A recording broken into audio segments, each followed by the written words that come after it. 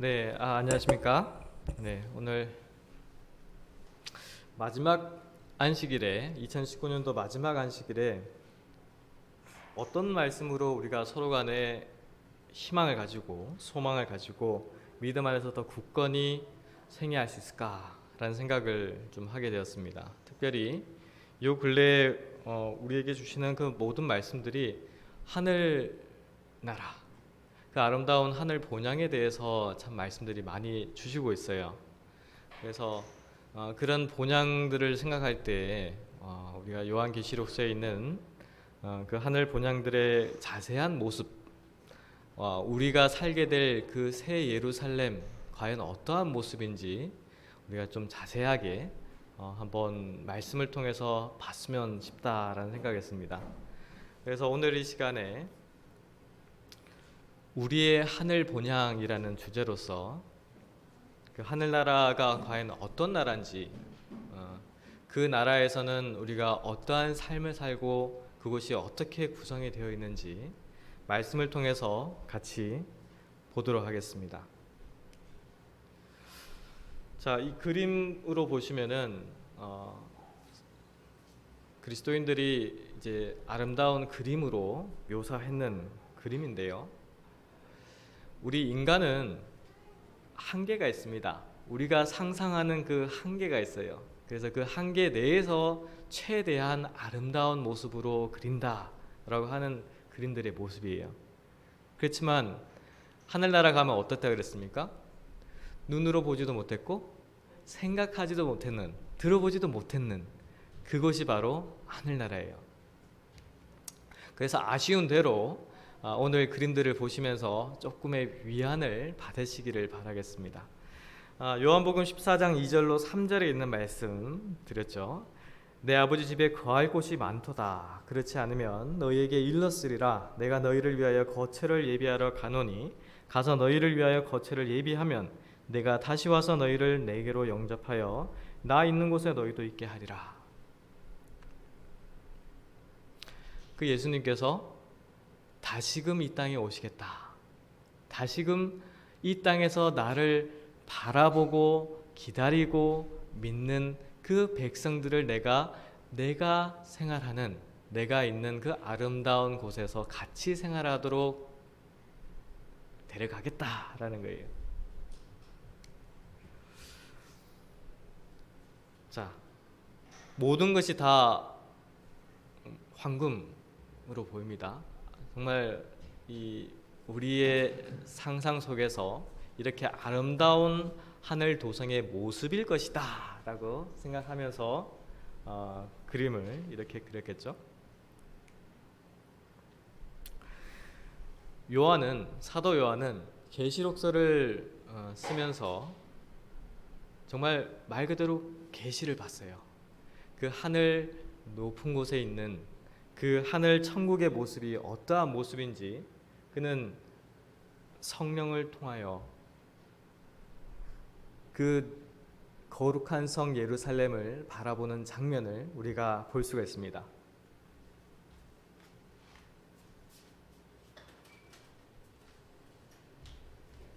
네, 계시록서 21장 10절에 있는 말씀인데요.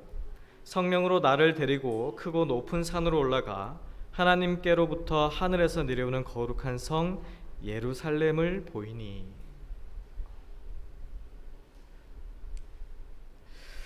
계시록서 21장 11절에요.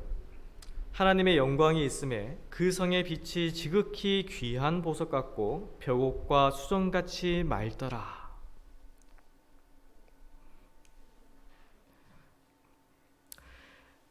내게 말하는 자가 21장 15절 16절에 있는 말씀입니다. 내게 말하는 자가 그 성과 그 문들과 그 성곽을 측량하려고 금 갈대를 가졌더라. 그 성은 네모가 반듯하여 장광이 같은지라. 그 갈대로 그 성을 측량하니 1만 2천 스타디온이요 장과 광과 고가 같더라.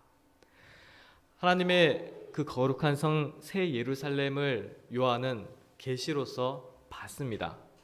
그 거룩한 성이 얼마나 크고 광대하고 엄청난지, 그리고 얼마나 아름다운지 그 광경을 사도 요한은 봤어요. 그리고 15절과 16절 말씀을 통해서 그 거룩한 성을 측량을 합니다. 그 측량에 얼마나 된다 그랬죠? 12,000 스타디온. 근데 이 스타디온이라는 측량 단위는 우리가 잘 사용하지 않는 것이기 때문에 익숙하지가 않아요. 그렇죠? 그래서 그것을 그림으로 이렇게 측량을 한 성경학자들이 있습니다.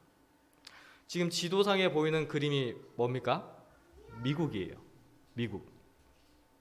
자, 미국의 그 성경에 나오는 수치, 이것이 12,000 스타디온은 길이로 대략 2,400km라고 합니다. 2,400km, 2,400km, 2,400km. 그래서 그 평방미터를 다 산출해서 지도상에 대입을 해보니 대략 이 정도의 크기다라는 겁니다. 미국 그 나라가 얼마나 큰지 아시죠?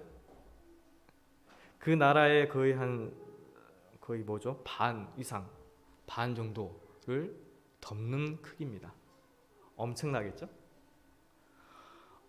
정말 엄청난 크기의 그 안에서 하나님의 백성들이 사는 거예요.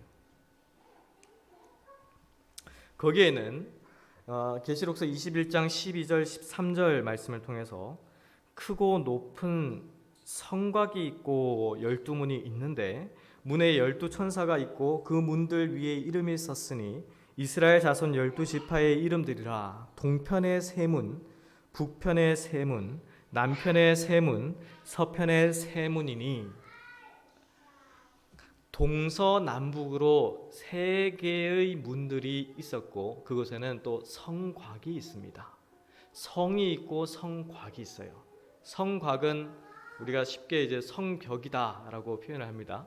어떤 적의 침입을 막기 위한 어떤 성벽, 성곽 이렇게 표현을 하는데 그러한 크고 높은 성곽이 이 거룩한 성 예루살렘 성에도 있었고 그 성은 12천사가 그 문들에 있었고 그 문들 위에는 그 12지파의 이름이 기록되어 있습니다. 이 문은 동편의 3개, 북편의 3개, 남편의 3개, 서편의 3개 각 방면으로 3개의 문들이 있는 거예요. 그래서 이 문을 생각하면서 이렇게 그림을 그렸습니다. 자, 이런 모습이 하늘에서 내려올 것이다.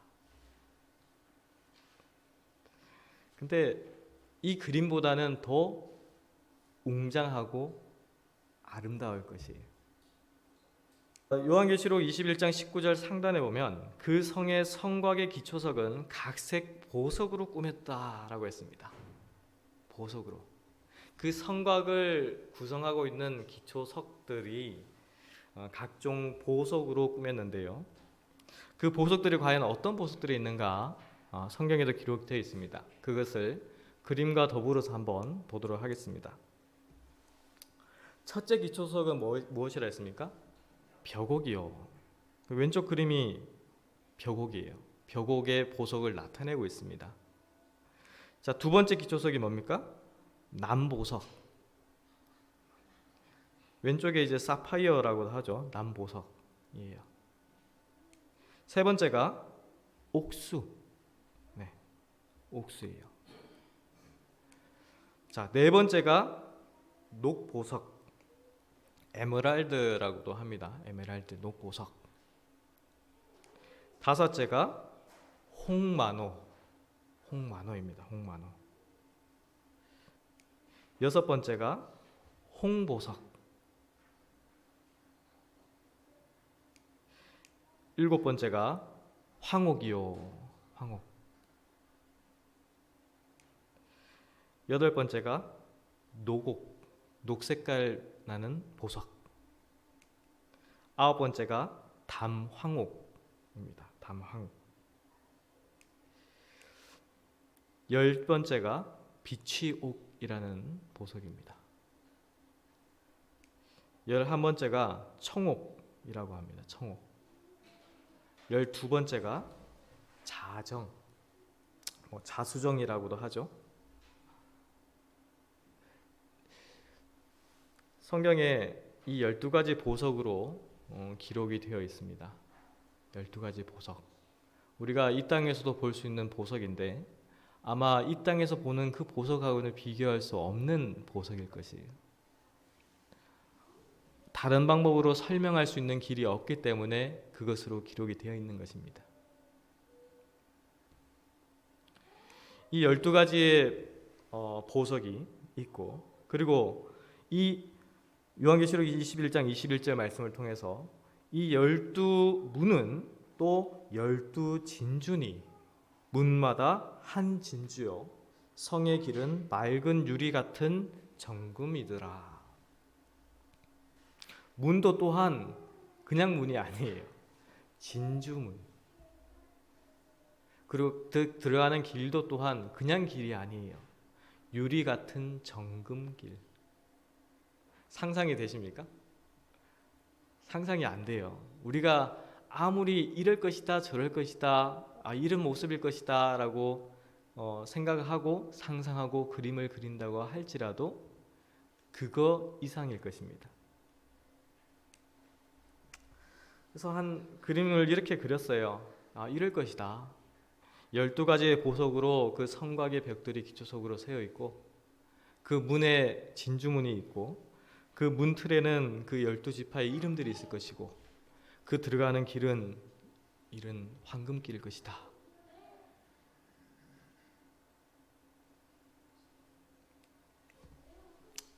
자, 이 안에 들어가면 그 거룩한 성 예루살렘의 안의 모습 또한 성경에 기록이 되어 있습니다. 우리가 이때까지 바라본 모습들은 밖에 있는 모습들이에요. 자, 안에 있는 모습들을 한번 볼까요? 요한계시록 22장 1절로 2절에 있는 말씀에 보면 이 말씀이 있죠.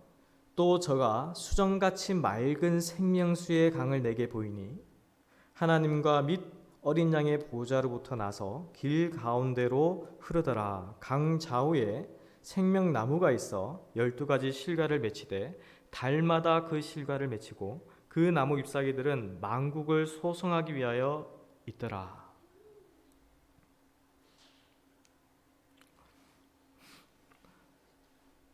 이렇게 그렸어요. 그 각 방향으로 3가지 문이 있고 그 3가지 문마다 안에 보이는 모습은 이러한 모습일 것이다. 근데 이거보다 한 100배, 1000배는 더 아름다울 것이.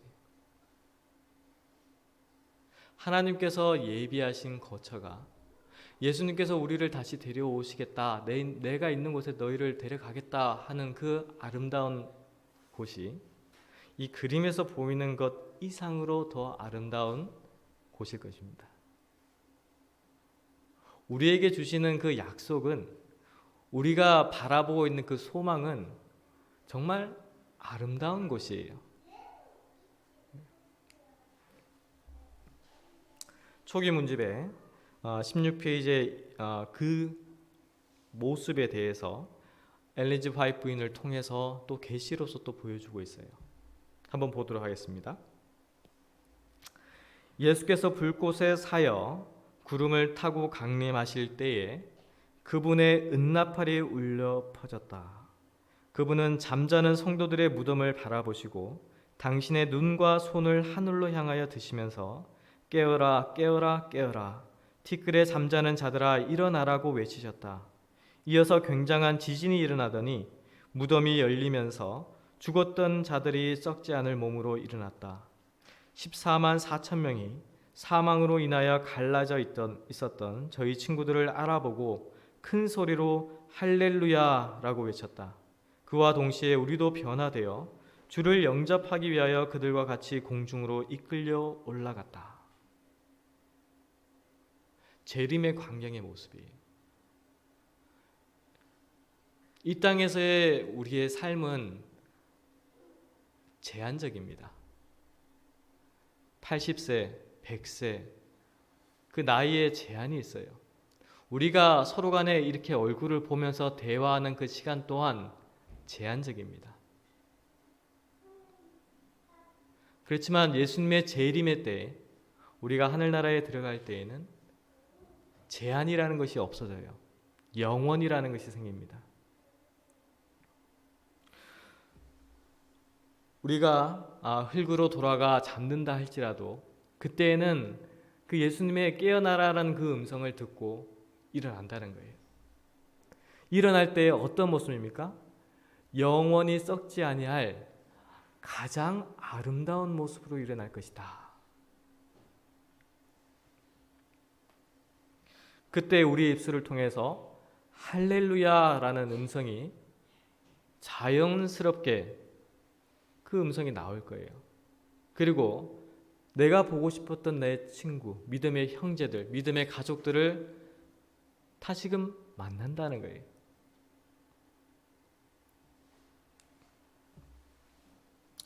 우리는 다 같이 구름 속으로 들어가서 7일 동안 유리바다를 향하여 올라갔다. 이때 예수께서 면류관을 가지고 오셔서 당신의 오른손으로 친히 우리 머리에 씌워주셨다. 그분은 또 우리에게 금거문고와 승리를 상징하는 종려나무 가지를 주셨다. 유리 바닷가에는 14만 4천 명이 정사각형의 모양으로 서 있었다. 그 중에 어떤 이들은 매우 빛나는 면류관을 쓰고 있었고 다른 이들의 것은 그렇지 못했다. 어떤 이들의 면류관은 많은 별들이 달려 있어서 무거워 보였고 어떤 이들의 면류관에는 별이 몇 개밖에 없었다. 그러나 모두가 자기의 면류관에 대해 아주 만족해했다. 유리 바닷가로 올라갈 때 7일 동안 여행을 한다. 예수님과 함께 공중으로 올라가서 7일이란 기간 동안 우주를 여행하면서 모르겠어요. 그때 7일 동안 그 유리바다를 향하여 올라갔다라는 표현이 있지 그 가는 도중에 이 별과 저 별을 우리가 구경할 기회가 있을지 없을지는 모르겠어요.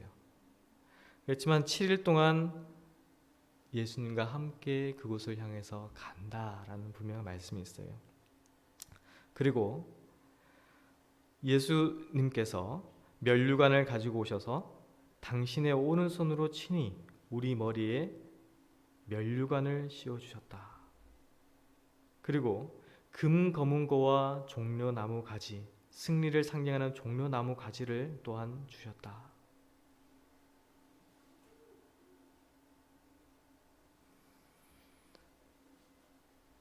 정말 이런 일이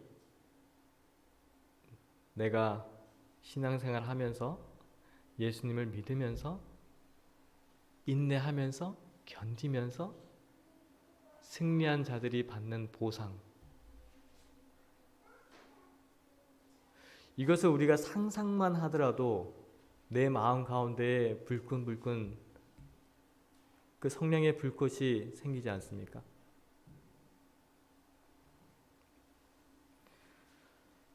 예수님께서 직접 면류관을 씌워주시겠다라고 했어요. 그 면류관에는 물론 이 기록처럼 많은 별들이 있는 면류관도 있을 거고 적은 별들이 있는 면류관도 있을 거예요. 그렇지만 그 모두가 그 구원받은 14만 4천인 모두가 어떻게 했습니까? 불평불만했습니까? 아니에요. 만족했다라고 했어요.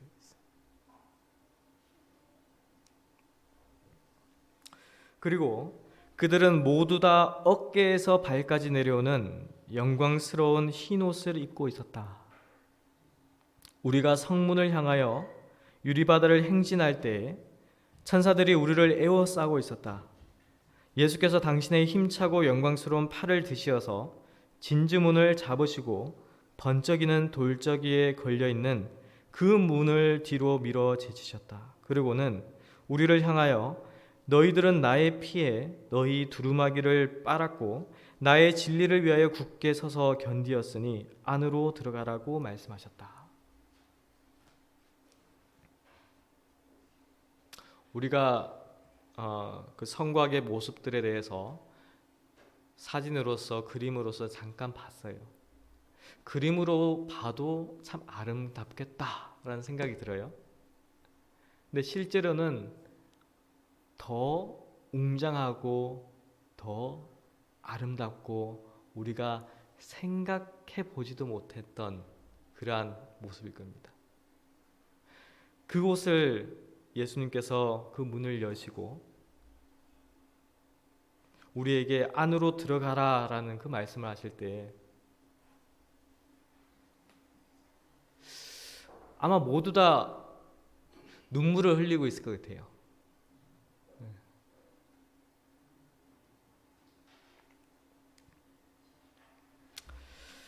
그곳에서 우리는 생명나무와 하나님 보좌를 보았다. 보좌로부터 맑은 강물이 흘러나오고 있었으며 강 양쪽에는 생명나무가 있었다. 강 이편에 나무의 줄기가 있었고 강 저편에도 줄기가 있는데 두 줄기가 다 투명한 순금처럼 보였다. 처음에는 내가 두 개의 나무를 보았다고 생각했는데 다시 보니 그 줄기가 꼭대기에 가서 한 나무로 연결되어 있음을 보았다. 생명강의 양쪽에 있는 생명나무가 모두 그러하였다. 그 가지들은 우리가 서 있는 곳에 드리워져 있었고 그 열매는 영광스럽게 빛나고 있었으며 은이 섞인 금처럼 보였다. 생명나무 과일을 계시를 통해서 본 것이에요.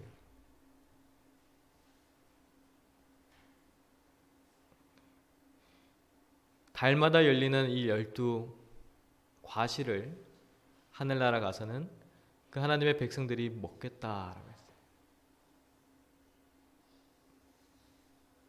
그 맛이 어떨지는 모르겠습니다.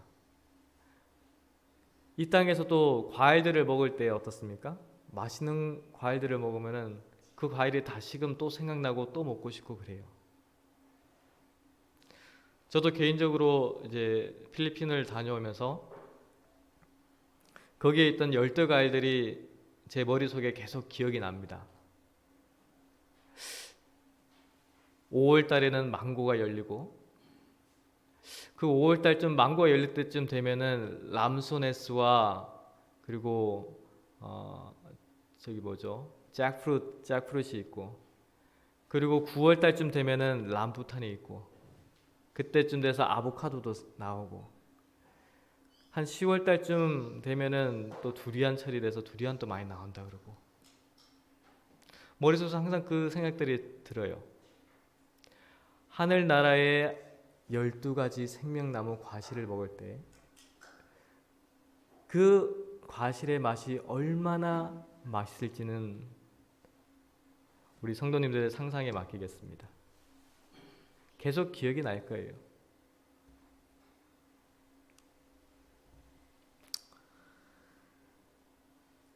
초기문주 18페이지에 있는 말씀입니다. 우리는 예수님을 선두로 모시고 모두 다 그 성에서 이 지구에 있는 크고 거대한 산 위로 내려왔는데 그 산은 예수님의 서심을 감당치 못하여 산산조각이 나고 그 대신에 거기엔 거대한 평지가 생겼다. 그때 우리는 정방향으로 된 하나의 큰 성을 보았는데 그것은 12 기초석으로 되어 있고 12문이 있었다. 바로 새 예루살렘의 모습이에요. 정방향. 그리고 그 12 기초석으로 되어 있는 12가지 12문이 있는 그 아름다운 성. 각면에 3개의 문이 있었고 문마다 한 명의 천사가 서 있었다. 우리는 모두 위대한 도성이 내려온다. 하늘에 계신 하나님께로부터 내려온다 라고 외쳤다. 그 성은 우리가 서 있는 곳에 내려앉았고 그때 우리는 성 밖에 있는 영광스러운 사물들을 볼 수 있었다.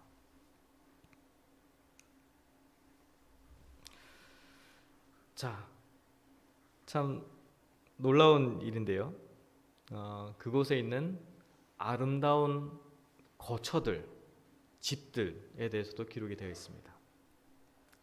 나는 거기 있는 매우 훌륭한 집들을 보았는데 그 집들은 은빛처럼 빛이 났고 매우 찬란하게 보이는 진주로 아로새긴 4기둥에 받쳐져 있었는데 그 집에 성도들이 살게 될 것이었다.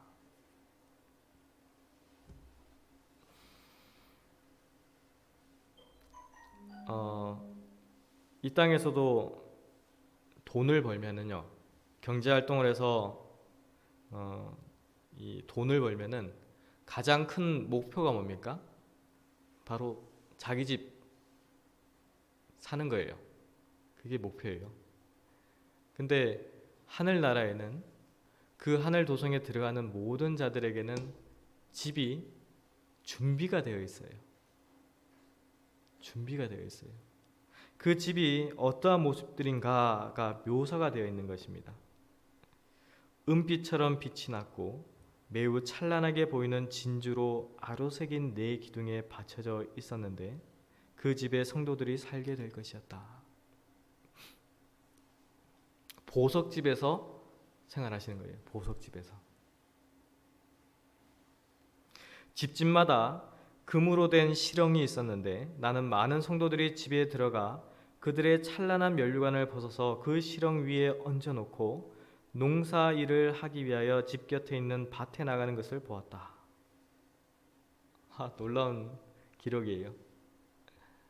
우리가 예수님으로부터 하던 그 금 면류관, 그 아름다운 면류관을 일할 때도 쓰고서 일하는 것이 아니라 일할 때는 잠깐 이렇게 시렁이라는 그 선반 위에 올려놓고 밭에 일하는 거예요.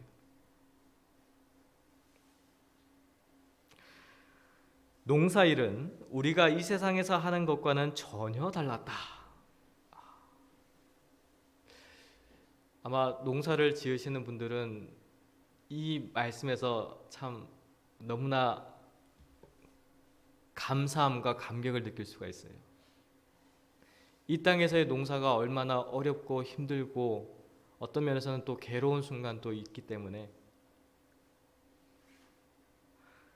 하늘에 가서 우리가 농사를 짓는 그 농사는 이 땅의 농사와는 전혀 다른 180도 다른 농사예요.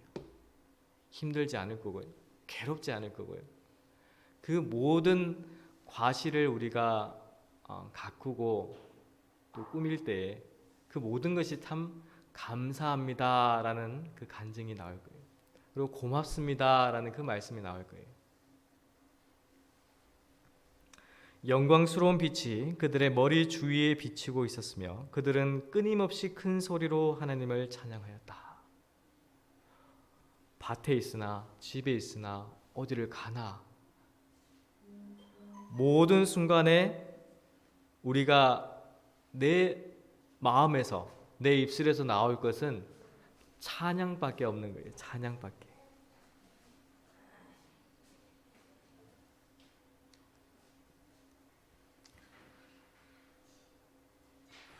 예수님과 함께 그 예비하신 준비하신 그 아름다운 하늘 본향에 들어가기를 원하십니까?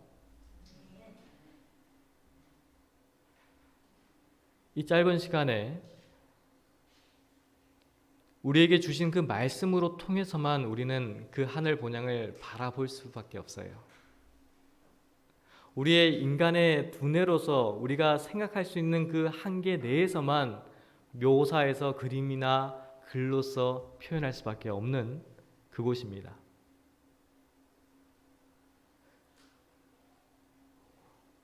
우리 주 예수 그리스도께서 준비하신 상이에요. 근데 이곳에 들어가기 위해서는 조건이 있습니다. 조건.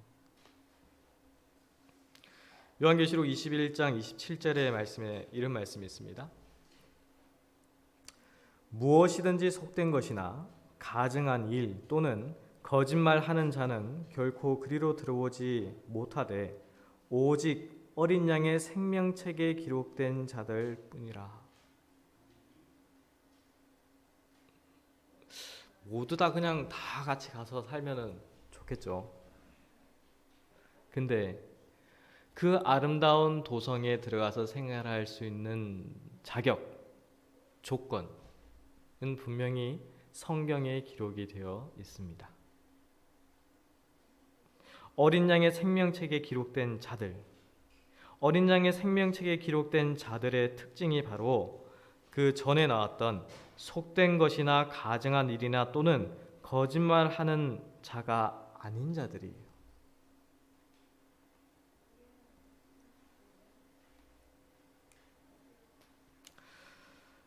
요한계시록 22장 13절과 14절에 있는 말씀입니다. 나는 알파와 오메가요 처음과 나중이요 시작과 끝이라.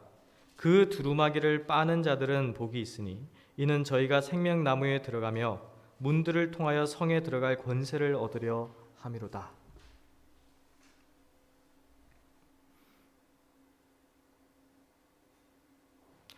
그 아름다운 성 예루살렘에 들어가는 자들은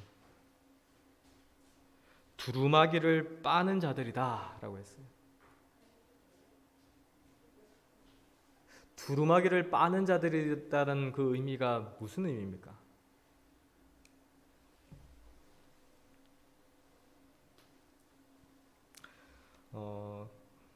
수정이 안 됐네요. 각시대대쟁투 466페이지일 겁니다.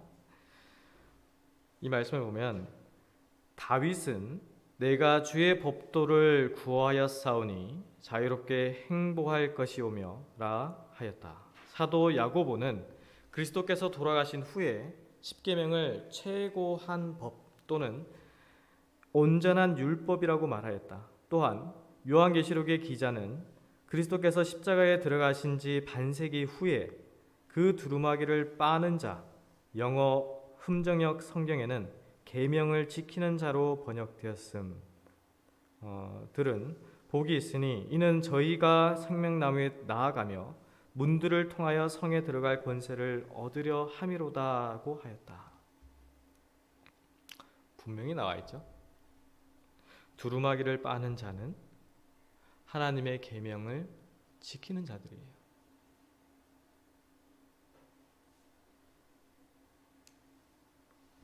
세자는 지도법 224페이지도 이 말씀이 있습니다. 모든 지식의 근원이 되시는 하나님께서 그 두루마기를 빠는 자들은 복이 있으니 이는 저희가 생명나무에 나아가며 문들을 통하여 성에 들어갈 권세를 얻으려 함이로다 라는 말씀으로 하늘의 복락에 참여할 우리의 적합성의 조건을 말씀하셨다. 하나님의 계명을 순종하는 것은 하늘에 들어가는 데 필요되는 값이며 주 안에서 부모에게 순종하는 것은 자녀들이 배워야 할 가장 중요한 공과이다. 하나님의 계명을 지키고 순종하는 자들만이 우리가 보여드렸던 그 아름다운 성 예루살렘에 들어갈 수 있는 것입니다.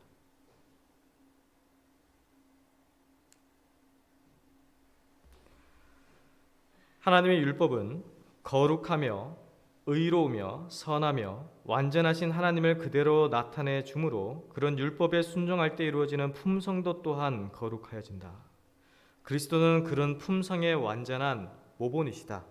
그분께서는 내가 아버지의 계명을 지켜 항상 그의 기뻐하시는 일을 행한다고 말씀하셨다. 그리스도를 따르는 사람들은 그분과 같이 되어야 한다.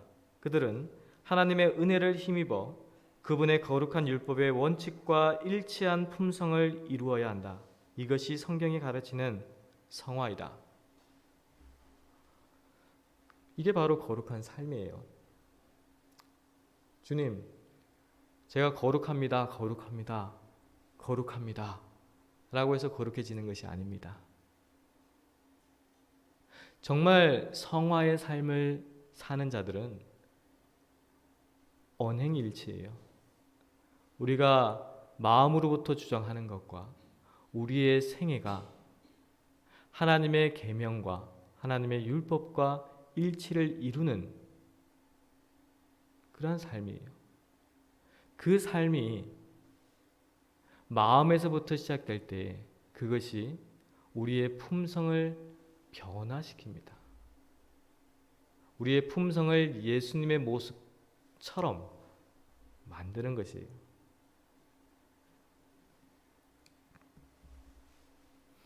마태복음 4장 17절에 이 말씀이 있습니다. 이때부터 예수께서 비로소 전파하여 가라사대 회개하라 천국이 가까웠느니라 하시더라. 언제 모습인지 아십니까? 이 마태복음 4장 17절 모습이 예수님께서 요단강에서 침례를 받으신 이후에 40주야를 금식하시고 사단의 그 시험을 통과하신 이후에요. 그때부터 예수님께서는 그 만나는 모든 사람들에게 회개하라 천국이 가까웠느니라 라고 말씀하셨어요. 광야에 외치는 소리, 침례 요한 또한 회개하라 천국이 가까웠습니다. 가까웠다 라고 설교했어요. 예수님도 또한 이 말씀을 전파했습니다. 예수님의 제자들 또한 이 말씀을 전파했어요. 우리의 믿음의 선구자들 또한 이 말씀을 전했어요. 우리도 또한 이 말씀을 내가 먼저 깨닫고 깨달은 바 그 말씀들을 전해야 하는 것입니다. 우리 모두는 회개해야 합니다. 우리 마음속 깊이에 있는 그런 형제를 미워하는 그 감정이나 시기나 질투나 증오나 내가 가지고 있는 탐욕이나 욕심이나 이기적인 어떤 목적이나 다른 이들이 내 마음을 바라보지 못하기 때문에 모를 것이라고 하는 그 모든 죄악적인 모습들에 대해서 하나님께 고백하고 회개하고 용서함을 받고 우리 형제들 간에 바라볼 때도 그러한 삐뚤어진 시각이 아닌 정말 하나님의 사랑의 시선으로 바라보는 그 경험을 하지 않으면 결코 그 아름다운 성 예루살렘에 들어갈 수가 없을 것입니다.